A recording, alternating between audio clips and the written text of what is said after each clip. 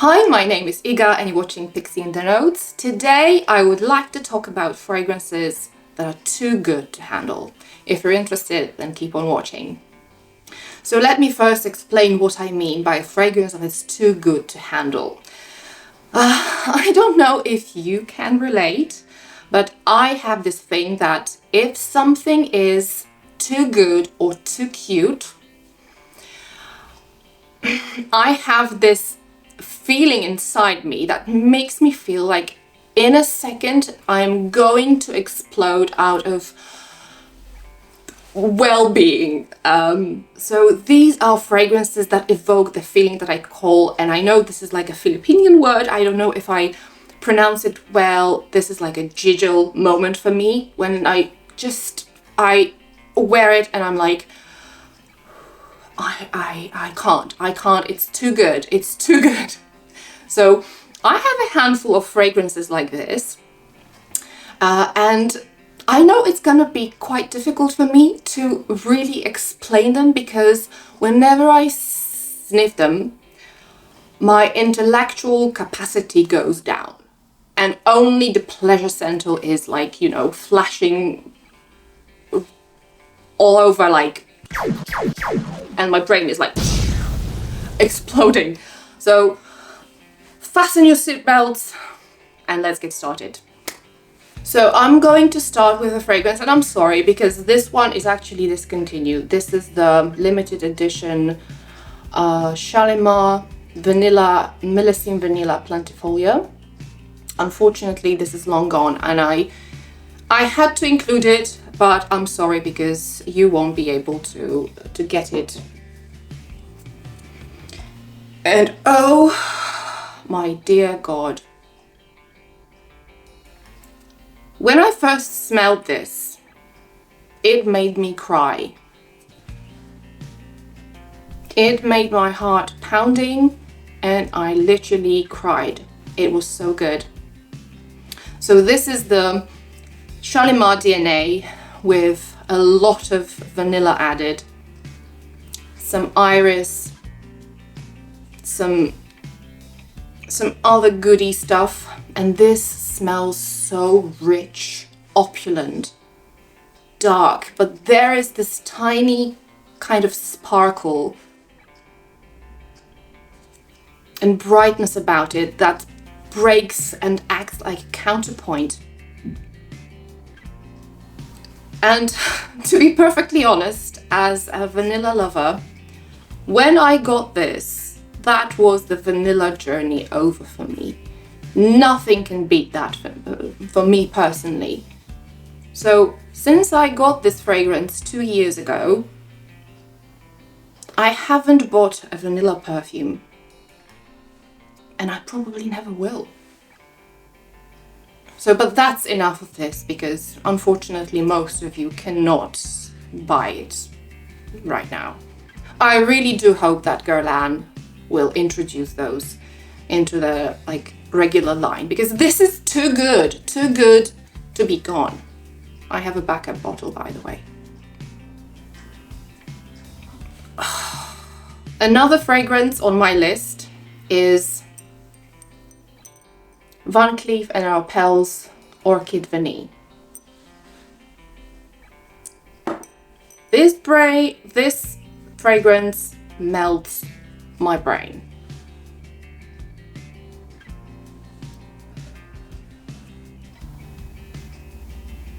Here we also have vanilla, and you will find out that all the fragrances on this list, maybe except one, are vanilla fragrances.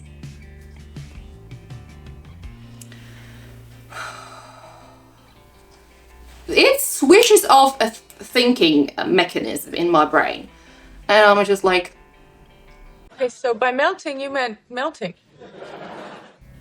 Here we have vanilla mixed with some chocolate and orange. So it's quite delicious, but it's not like an edible vanilla. It doesn't smell like anything you could actually eat.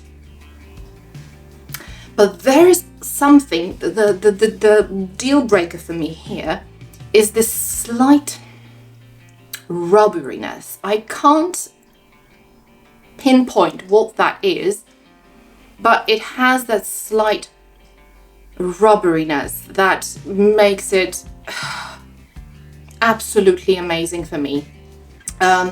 Orchid Vanille, a lot of people complain about the performance of this one, but my experience is with 4 or 5 sprays of this, I can smell it on myself all day, and especially on fabric. When sprayed on clothes, it stays there for days sometimes. Oh, it's absolutely freaking gorgeous. And you know, all these fragrances have this quality. I spray them on, and throughout the day, I have this thing in my brain. Oh my God, I smell so good. I smell too good, and no one deserves it to be around me. I smell so freaking good. Oh yeah. Another one is Mancera Rose Vanille. You can see the juice darkened a lot since I got it.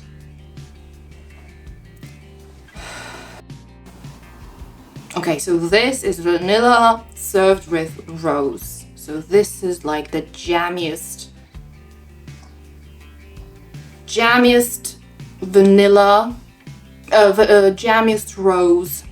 It almost smells like donuts filled with rose jam and sprinkled with vanilla powdered sugar. It's dense, it's dark, and it is so yummy without smelling like food. I love wearing it on a daily basis, but this is also quite cozy, but it also has certain amount of sexiness and this kind of sensual vibe about it. I can't. It's maybe not the most sophisticated fragrance. I know a lot of people are done with this kind of DNA, but seriously, I can't get enough of this fragrance. Beautiful. Another one is Cinema by Yves Saint Laurent.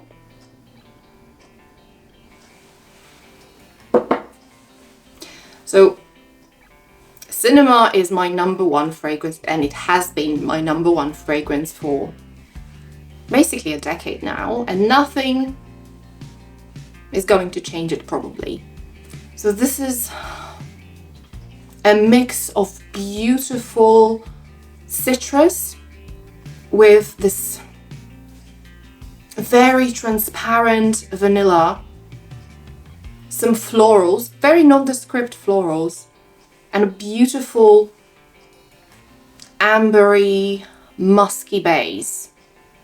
So this is cozy but bright and sparkling, very versatile. This is like an everyday scent, but this is also like a going out scent. It never fails. If I could keep only one fragrance that would tick all the boxes and cover all situations for me, that would be Cinema. Unfortunately, I heard rumors of it being discontinued, so I stocked up on 2 backup bottles. But I keep seeing this fragrance on online websites, and I don't know if you can let me know if it's actually still available. Can you get it? Unbeatable.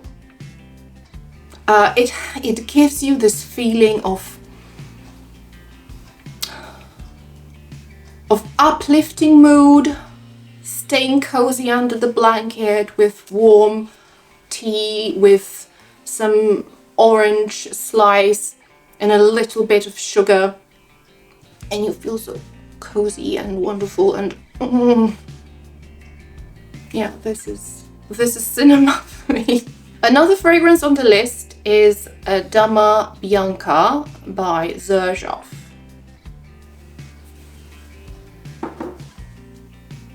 So this one here, I have a separate review about Dama Bianca if you want to deep dive into this fragrance. But Dama Bianca is this, it's probably one of the most feminine fragrances in my collection. It's also this beautiful vanilla mixed with springtime florals, lilac, lily of the valley, but also with this sprinkle of kumquat on top and beautiful musk in the base.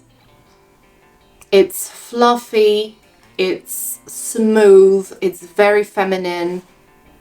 It would make a beautiful bridal scent. And it also has this weird, I know it won't sound good, but this is what actually tickles my brain. This kind of slightly plasticky, synthetic something, almost like Play-Doh-y texture that it's very difficult to describe. But this is what keeps me intrigued and really, you know, into this fragrance. Whenever I wear it, I'm like, the world doesn't deserve. I don't deserve this fragrance. I smell way too good. We have 2 more to go, and these are a little bit different from the rest because they are not mainly vanilla fragrances for me. So the first one is Sunshine Woman by Amouage.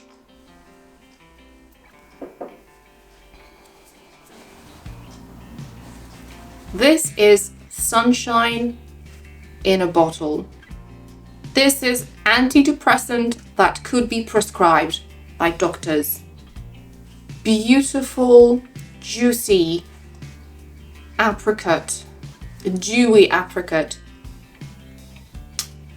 But there's also something almost like incensey about it and dry. It has the most interesting texture. But the bottom line is, this is an extremely intriguing, fruity, bright fragrance that actually can be worn in any weather. I haven't tried wearing it in a very hot weather, that could be too much, but I also wear it during the summer when it's a little bit less hot. It's very difficult to describe. I've been thinking about recording a review of this one, but I'm always like, am I even able to describe this fragrance? It seems very simple and underwhelming. That was my first encounter with this fragrance. I was like, is it really that good? But when I wore it a few times, something kicked in and I've been obsessed ever since. This also has some, it's simple, but it has depth. And it has those layers and complexity while remaining simple. And I think this is what I love about fragrance. Simple yet complex. Amazing. And the last one, but certainly not least, is Rose Cherie by Guerlain. This is my latest obsession. I say latest, like it's been like a year and a half. I've had this bottle for a year, and you can see that I put a pretty big dent in it. And oh my gosh. This also sometimes puts tears in my eyes and simply just melts my brain. This is a beautiful mix of rose and violets. So I would say they're like 50-50. But I would say that for me, the violet component, candied violet component, is a little more present. It has this crispness. And I also kind of get some fruitiness from it. And it's almost like a cherry tart, but the dark fruit that I find in it. And all of that is put on this almost carnal musk, but it's not dirty, but it's extremely sensual. It smells like, I know it won't sound good, but it smells like the hair of your beloved person. Hair head, basically. When you kiss someone on their head, someone you love, and you smell this, you all know what I mean. So this is this kind of musk. It's transparent and it has this almost fairy tale-like quality. It smells like a fairy. It smells innocent but sensual. It smells purple to me. And basically, if I could say if beauty had a scent, that would be it. And then also in the base, this typical Guerlain vanilla appears. And this is where the shit gets serious. And my brain goes into like danger mode. On the verge of explosion. Absolutely stunning.